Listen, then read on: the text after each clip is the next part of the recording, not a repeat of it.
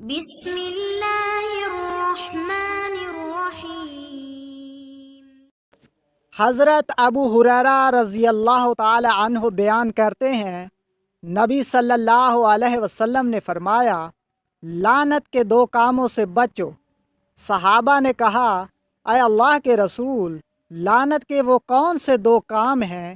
آپ نے فرمایا، جو لوگوں کے راستے میں یا ان کے سائے میں پاخانہ کرتا ہے۔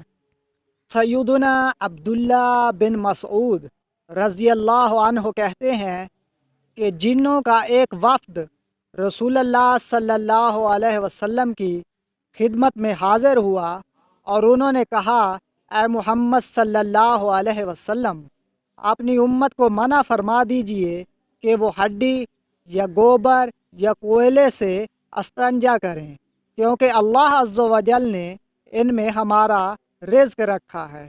چنانچہ نبی کریم صلی اللہ علیہ وسلم نے ان سے روک دیا۔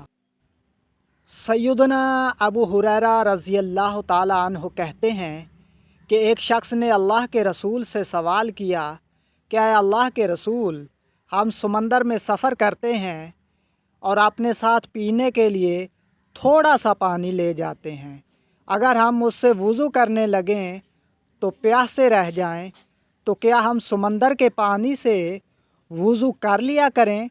تو رسول اللہ صلی اللہ علیہ وسلم نے فرمایا، سمندر کا پانی پاک اور اس کا مردہ حلال ہے۔